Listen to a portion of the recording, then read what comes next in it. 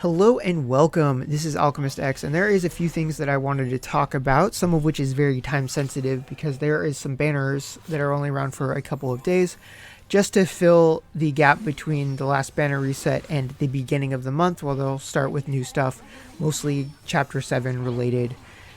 Azami and Louis are going to be new units that are coming out. So if you're saving for them, I'd recommend just keep doing that. But otherwise, there's some good banners, and we'll talk about those in the banner section. Just real quick, I am still planning to put out my Star Rail video. I just wanted to put this out first because it's more time sensitive. It's like breaking news. That login bonus was absolutely amazing. So I made a community post about it, and pretty much I'll just to reiterate, if you don't have Andex, get Andex. Even if you don't have his memento or anything like that, I just say grab him, put him in the soul port, and just consider it a long-term project. Otherwise, it's a case of it depends. Definitely down to talk about it in the comments, but just kind of what elements do you need, what mementos do you have, and that would pretty much help you answer your question of which to get. But I'm guessing, unless you already have all of them, there's going to be a good choice. Aside from gacha stuff, another potentially really good use of gems to spend is going to be in the secret shop.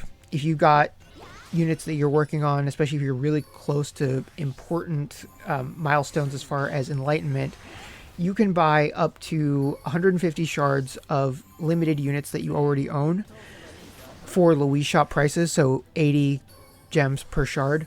That is really, really good. Given that the Louis shop doesn't really work in JV, it's just normal pool stuff, so it's useless. Being able to buy some shards of a character, especially if you're close to a breakpoint, that is really, really nice, especially if you're also trying to hit certain gem spent milestones and they don't always time very well. Like if you don't have any discount tickets, you might find yourself either 5,000 or 1,000 or something gems off, and if you don't want to overshoot it, then just buying shards of a character you really care about is a good way to hit that final breakpoint. You can't always do it perfectly, but whenever you can, it's always nice because it's an effective discount. So before jumping into the banners, because the footage that I chose for this is Icona, and I chose this because I am going to use my selector on Adelaide because I'm only missing Daphne, Adelaide, Emil, and Mira out of everyone that's available. I have Mira and Adelaide's mementos, and since I'm already fairly good on fire magic between what Melville does and what Emma can do, I have nothing going on in Fire Strike, and Melville is a specialist at boosting Fire Strike, so that's what ultimately influenced my decision there. But aside from that, this is actually my first real case of testing out what Lucian can do, because I had him about max limit break but insignificant enlightenment before they released the challenge board. They gave 375 shards, and with that, while I don't have him maxed, I do have all the important gates, and I hadn't really gotten a good chance to playtest him until now. And while he is weak against the boss type, that really didn't matter all that much. And I know Gino is the heavy hitter here. He still did quite well. I've been enjoying his kit so far. So yeah, let's go ahead and take a look at the banners. Okay, so here we are at the banners. So the main thing with this short little run of banners is that there's selection for both units and mementos, and there's coins that you can get that you can use to buy shards of limited units that you already own. So kind of reminiscent of what Global used to do for anniversaries typically.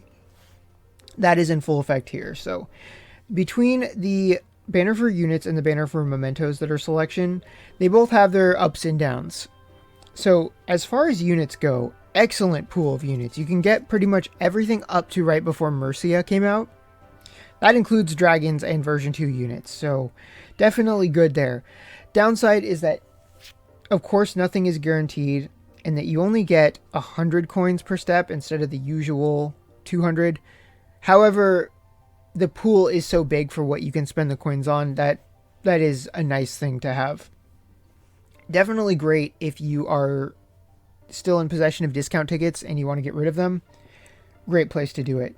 Now, the memento banner, on the other hand, it's a little bit different because the coins that you get along the way are pretty much useless unless you get to step 10. In that case, and then it becomes absolutely amazing because being able to pick any memento you want among a group of mementos that's so big that I'm still scrolling, that's really, really good. So if there's something that's really eluded you, maybe a memento unit, like maybe say Shandy or maybe Ugachi, Vermeo, somebody like that, a good opportunity to get them, and you'll probably get some other good stuff along the way. But just keep that in mind, if you're only going to do a little bit, then you don't get much of a consolation prize, so it's a little bit risky, but it doesn't mean that it's not worth doing. Like, I will showcase the 2 steps that I did, and the reason that I chose to do this rather than do the units is because as far as units go, I'm getting to the point where I have like the unit that I'll raise as soon as I get enough elemental shards to do so, and then like the unit that I'm gonna do after that. So I'm starting to get a queue for each element, and so in that case, getting new units, even if they are really awesome, like say like Lindrake or Zine version 2, there's really not much that can help me in the short run for that. So whereas I feel very, very hungry for mementos, there's just a lot of characters that I really like to use that I don't have their mementos. So I thought this was a good opportunity to try and fix that while I've got almost, you know, everything up to a certain point at my disposal to go for. And then aside from that, if you really, really want the coins, like if getting dragons and version 2 units is way less of a priority, but raising units is a priority and you're willing to sink some gems into it to get that result, then this banner right here, this 7-step that gives 1,000 coins at the end is going to be the banner for you. Definitely more narrow. I think that more people would benefit from the previous 2. But if you fit that description I made, the plus side here is that you'll get a 5-star guaranteed on every step, so hopefully you get something good along the way. Just keep in mind you cannot get dragons nor version 2 units from this banner.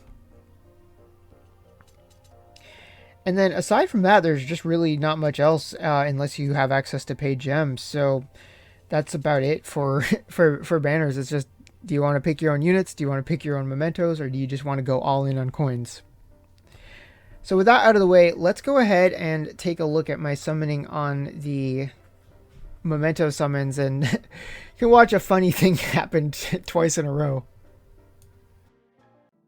Okay, so jumping into this, I realized I forgot to show which 6 that I wanted to get. Let's see if I can remember. I had Claybell's swimsuit, Andex's second, Nimmel's second, Shandy's, Longhouse New Year's, and of course Ignacio's. So it looked like it sucked. I skipped it. Then, lo and behold, I got Ignacio's memento from after skipping it. It's kind of silly. It doesn't happen too often. I record a lot more summonings than actually make into the video, just because it, you know, either ends up they get cut for time, or they're just not noteworthy enough results that just doesn't really feel like, yeah, I don't want to like do a voice recording for like, oh well, that summon sucked. It just seems like not very fun. But because I happened to skip something and then got one of the things that I wanted most, I think that's kind of funny. It doesn't happen that often. Way back in Global, when I summoned for Nimble, I skipped the result that that had him because it was a hidden red. So yeah, it does happen sometimes. Definitely doesn't happen to me that often. I don't feel like I get hidden reds all that often, and when I do, they're usually not the thing that I wanted most. But you have to wonder, like, is it really going to happen twice in a row? You know, I got the red. At this point, I think I was still under the impression that any red that you get would be featured, because I forgot to, you know, read the fine print there. So I get the red. I see that it's just Veer's, you know, not just a limit break on this is good. It's got a great leader skill, so it's not terrible, but you know, it's not the same as getting something featured. So I skipped. And then got Nimble's second memento. So yeah, kind of lightning struck twice in a row there. So I thought that was kind of funny. Now I just got to get Nimble's Gate 6. So if you're summoning in this couple of days, I wish you good luck, and I'll see you all next time.